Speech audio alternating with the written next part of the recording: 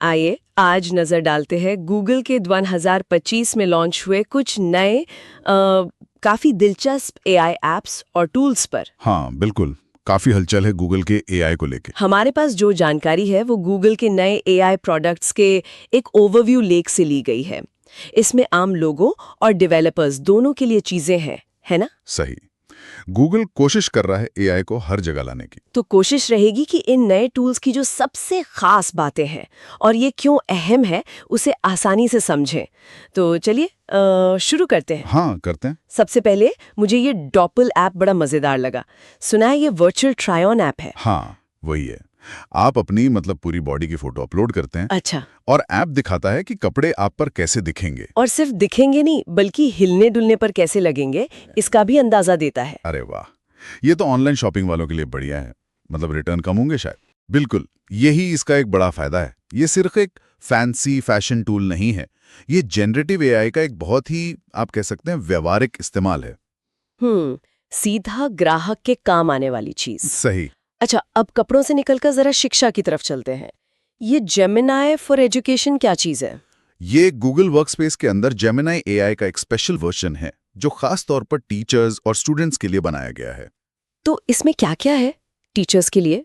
काफी कुछ है, जैसे लेसन प्लान बनाने में मदद, ऑटोमेटिक क्विज बनाने की सुविधा, छात्रों को रियल टाइम फीडबैक देना और फैक्ट चेकिंग भी। फैक्ट चेकिंग, ये तो जरूरी है। हाँ, और इसका असली महत्व स्कूलों में एआई को जिम्मेदारी से लाने में है। जिम्मेदारी से मतलब डेटा प्राइवेसी का ध्यान रखते हुए। जैसे अमेरिका में कॉपा और फरपा कानून है बच्चों के डेटा के लिए। हाँ सुना है। तो ये टूल उन नियमों का पालन करता है। ये दिखाता है कि गूगल प्राइवेसी को खासकर बच्चों के मामले में गंभीरता से ले रहा है। ये तो वाकई बहुत अहम बात है। अच्छा, आगे बढ़ते हैं। ये फ्लो और VO3, ये एआई फिल्म मेकिंग स्टूडियो क्या है? सुनने में बड़ा भारी लगता है। हाँ, ये काफी एडवांस चीज है। फ्लो एक तरह का स्टूडियो है जो VO3 नाम की टेक्नोलॉजी इस्तेमाल करता है। और ये करता क्या है? आप इसे टेक्स्ट या कोई इमेज देते हैं और ये उसके आधार पर छोटी छोटी वीडियो क्लिप्स बना देता है। वीडियो क्लिप्स मतलब एनिमेशन जैसा? नहीं, प्रॉपर वीडियो। और उसमें सिंक किया हुआ ऑडियो भी होता है, जैसे डायलॉग या साउंड इफेक्ट्स। और इमेजिन 4 टेक्नोलॉजी से विजुअल्स भी काफी हाई डिटेल होते हैं। अरे बाप रे, मतलब बस लिख कर या तस्वीर दिखाकर फिल्म का सीन बनवा लो। छोटे सीन, हाँ बिल्कुल।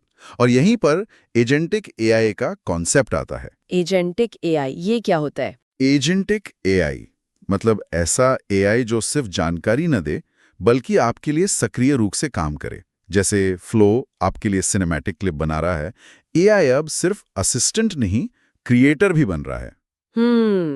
एजेंटिक एआई, ये टर्म याद रखना पड़ेगा। लगता है गूगल इस पर काफी फोकस कर रहा है। अच्छा, डेवलपर्स के लिए भी कुछ है इस पिटारे में? हाँ बिल्कुल, डेवलपर्स के लिए भी कई टूल्स हैं। जैसे जेमिनाई कोड असिस्ट है। ये कोडिंग में मदद करता होगा? हाँ, कोड लिखने, पूरा करने, गलतियां सुधारने, इन सब में मदद करता है। कोडिंग तेज और बेहतर हो जाती है।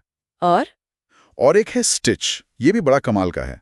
ये डिजाइन फाइल्स लेता है, जैसे फिग्मा या एडोबी XD की फाइल। हाँ, और उन्हें सीधे वेबसाइट या ऐप के UI कोड में बदल देता है। क्या बात है, मतलब डिजाइनर ने डिजाइन बनाया और कोड तैयार। लगभग वैसा ही, काफी हद तक। इससे UI डेवलपमेंट का काम बहुत तेज हो सकता है। तो डेवलपर्स की तो बल्ले बल्ले हो गई, कह सकते हैं। इससे शायद हमें भी बेहतर ऐप्स और वेबसाइट्स जल्दी मिले। इन सब के अलावा प्रोजेक्ट मैरिनर का भी जिक्र था। ये क्रोम ब्राउजर में काम करने वाला कोई एजेंट है? हाँ बिल्कुल, मैरिनर एक ब्राउजर लेवल का एजेंट है। ये स्क्रीन पर जो दिख रहा है उसे समझ सकता है और उसके आधार पर काम कर सकता है।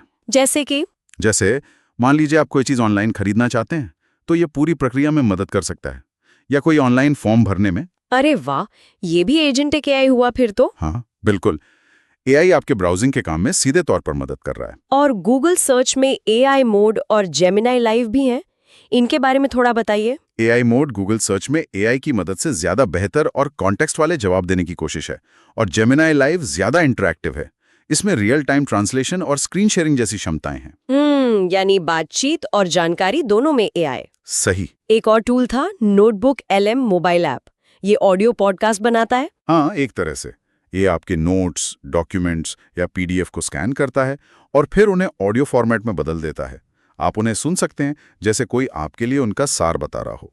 ये तो कमाल है, मतलब चलते फिरते अपने नोट सुन लो। हाँ बिल्कुल। तो अगर इन सभी लॉन्चेस को एक साथ देखें तो गूगल का एआई को लेकर नजरिया क्या लग रहा है? क्या खास बातें हैं? मेरे ख्याल से 3 मुख्य बातें उभर कर आती हैं।